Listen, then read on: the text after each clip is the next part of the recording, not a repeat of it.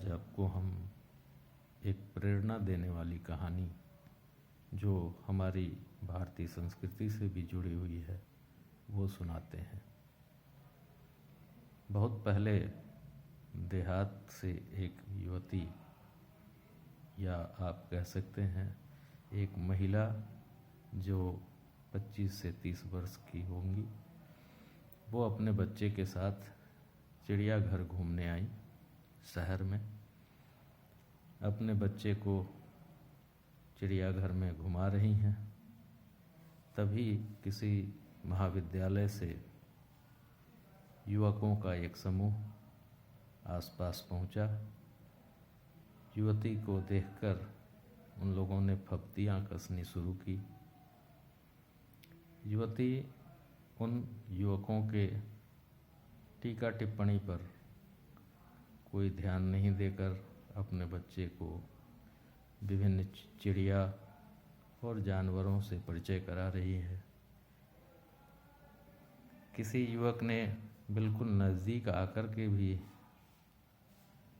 अश्लील टिप्पणी की, फिर भी युवती ने उस ओर ध्यान नहीं दिया और अपने बच्चे के साथ चिड़ियाघर के आनंद में डूबी रही। थोड़ी ही देर में ये वहाँ पर यह देखने को मिला कि वही युवक बगल के शेर के बाड़े के पास से उसकी एक बड़ी सी दीवार के ऊपर चढ़कर कुछ सेल्फी लेने का प्रयास कर रहे थे और तभी एक युवक शेर के बाड़े में गिर पड़ा। ये वही युवक था जिसने युवती के पास आकर बहुत अश्लील शब्दों में उसे टोंट करने की कोशिश की थी।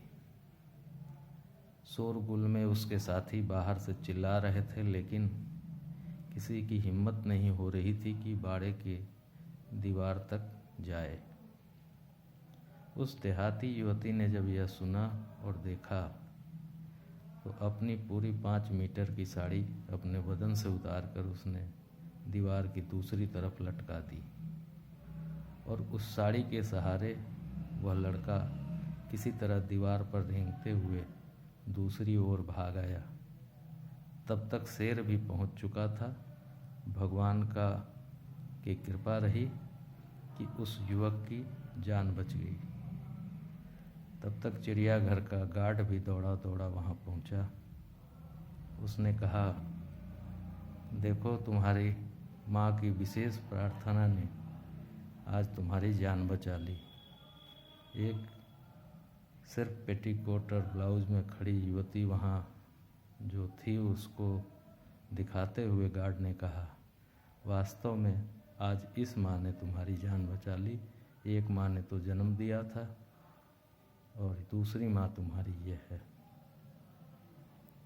वह युवक उस युवती के चरणों में गिरकर फूट फूट कर रोने लगा। यह कहानी हमें यह बताती है, भारत की जो संस्कृति रही है, सनातन संस्कृति, मातृ प्रधान संस्कृति, उस संस्कृति में हमारे सद्ग्रंथ बताते हैं कि अपनी माँ, बहन और बेटी को छोड़कर जितनी भी पर स्त्री है उनके ललाट का भी दर्शन करना पाप माना जाता है। अर्थात बाकी की सभी महिलाओं में हमें मातृभाव रखना चाहिए और यह जीवन का सूत्र जिसने भी अपना लिया वो जीवन में हर जगह हनुमान जी की तरह अपनी माता को सहायता के लिए हर संकट की स्थिति में प्राप्त कर सकता है। सादर प्रणाम।